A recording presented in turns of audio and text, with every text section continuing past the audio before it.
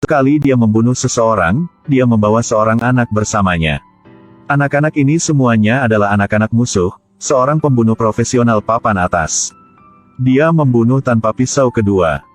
Satu langkah bisa membunuh 10 orang. Berjalan 100 langkah, tidak ada yang tersisa hidup. Bahkan pendekar pedang terkuat dalam sejarah dia hanya menggunakan satu gerakan untuk mengalahkan pendekar pedang itu. Seorang pria sendiri telah melenyapkan geng tentara. Sejak itu, ia menjadi terkenal di mana-mana. Orang-orang di Gipsy memanggilnya Kuah Hudang. Dang menemukan bayi terbaring di buayan.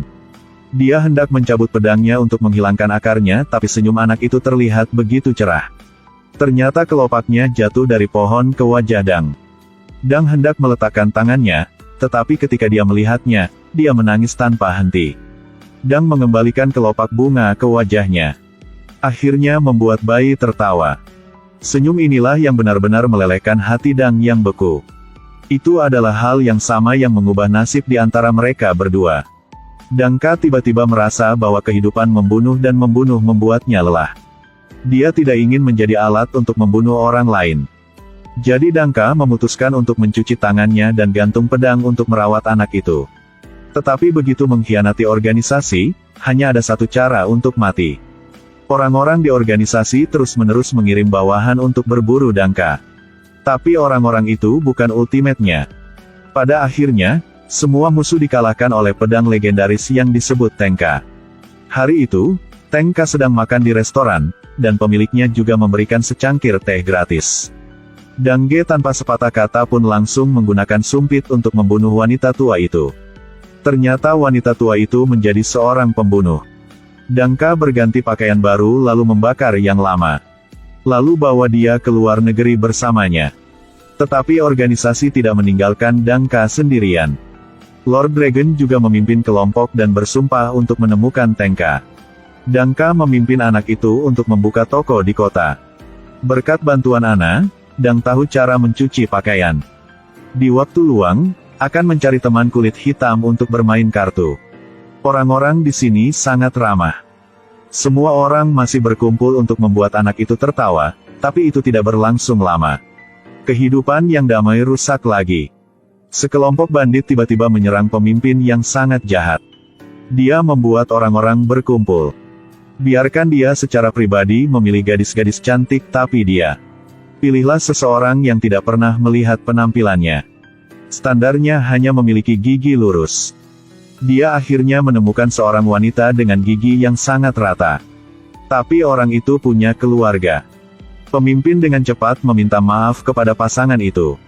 Kemudian dia menembak dan membunuh wanita dan suaminya. Pada saat ini, Ana tiba-tiba berpakaian indah muncul di depannya. Dia secara aktif menawarkan diri untuk memeluk pemimpin Ana yang akan menggunakan kecantikan. Sementara pemimpin pergi untuk memandikannya. Akan membalas dendam karena dialah yang membunuh keluarga Ana bertahun-tahun yang lalu. Tapi pemimpinnya tidak bodoh, dia segera mengenali Ana. Itu adalah gadis muda yang hampir dipenjara olehnya tahun itu. Pemimpin memerintahkan bawahannya untuk memegang Ana erat-erat di tempat tidur. Sekali lagi dia berniat mempermalukannya. Pada saat itu, Tenka tiba-tiba melewati jendela. Segera membunuh semua bawahan sekarang pemimpinnya. Tapi hasilnya dihentikan oleh Ana karena Ana ingin membalas dendam secara pribadi. Untuk orang tua, mengambil kesempatan untuk membuka pintu yang diculik pemimpin. Gadis, beruntung 2 orang jatuh tepat di satu tubuh di bawah. Pemimpin yang telah menyelamatkan hidupnya terus melarikan diri. Ana terlatih-tatih mengejarnya. Dia dengan cepat melompat ke atas kudanya. Ana melihat itu dan melemparkan pisaunya. Setelah satu putaran-putaran terakhir, pemimpin jatuh dari kudanya. Akibatnya, orang lain, Ana tidak punya pilihan lain. Harus kembali dan meminta bantuan dari Tenka. Tenka berpikir bahwa kali ini harimau akan kembali ke gunung, pemimpin pasti akan kembali dan membalas dendam dengan sengit.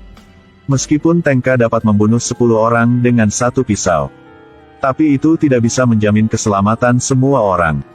Penduduk desa, setelah mengetahui cerita itu, segera menggali senjata mangkuk besar yang telah terkubur di tanah selama bertahun-tahun.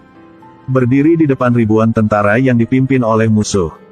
Tengge tidak mengubah warnanya dan mengeluarkan pisaunya. Desa tiba-tiba meledak, para bandit dengan cepat dibom dan harus lari keluar. Medan perang tiba-tiba dipenuhi pasir emas, hanya untuk melihat musuh jatuh seperti tunggul. Tapi tidak bisa melihat ada yang menyerang, secara tidak sengaja melihat sosok Tengka. Pemimpin memimpin semua orang untuk mengejar. Hasil kemenangan jatuh di sisi yang salah dari penduduk desa. Satu persatu dipukuli dan harus melarikan diri. Penduduk desa mengira perang sudah berakhir. Tanpa diduga, pemimpin bandit kembali. Yang lebih mengejutkan, Kakak Long juga muncul dengan sekelompok pembunuh. Mereka seperti prajurit sihir. Mengelilingi penduduk desa, Kakak Long memerintahkan untuk membunuh. Tidak bisa mengendalikan satu orang meskipun beberapa bisa melawan dengan senjata. Tapi pembunuh ini cepat dan kuat dalam waktu singkat. Perang berdarah pecah. Pada saat yang paling kritis, Tengka mengambil tindakan untuk melenyapkan para pembunuh. Tapi pemimpinnya sudah menangkap anak itu. Dia sangat langka, Tengka, jika dia menembak, anak itu akan kehilangan nyawanya. Tengge tidak mengatakan sepatah kata pun dan terbang langsung ke arahnya. Tidak hanya memotong peluru secepat kilat. Dapat membantu anak itu tepat waktu. Pada saat ini, Ana muncul, dia mengambil pisau dan menikam pemimpin sampai mati. Akhirnya membalaskan dendam keluarga. Tapi ketika kalian bertiga hendak pergi, Tengka dihentikan oleh Tuan Long. Karena Tengka mengkhianati organisasi, Long hanya mengikuti perintah. Ini adalah dua pembunuh teratas. Dangka melakukan langkah pertama. Itu adalah serangan yang sengit tetapi tiba-tiba dengan mudah dihentikan oleh Long. Dalam pertempuran ini bahkan langit dan bumi akan berubah warna.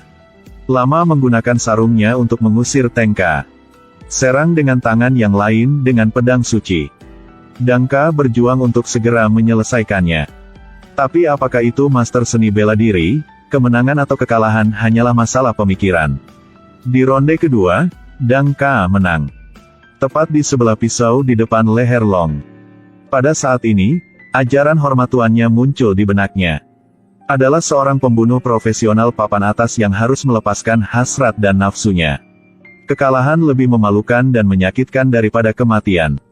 Sebelum dia meninggal, Kakak Long menasihati Dangka. Tinggalkan anak-anak musuh sesegera mungkin jika tidak.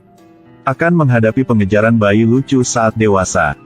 Assassins akan kalah ketika mereka emosional, menjadi pembunuh ayah anak itu. Dangka benar-benar tidak tahu harus berbuat apa. Ketika bayi itu tumbuh, jadi dia memutuskan untuk memberikan bayi itu. Biarkan Ana merawatnya dan meninggalkan kota sendirian. Tetapi organisasi tidak berhenti di situ. Bahkan ketika Dangka pergi ke kutub utara untuk menjual ikan, masih diburu oleh para pembunuh. Setiap kali dia melakukan itu, dia akan membakar semua jejak. Keluarkan pedang lama untuk menghadapi kedatangan kelompok pembunuh. Yang pernah membunuh 10 orang dalam waktu kurang dari 100 langkah, darah ada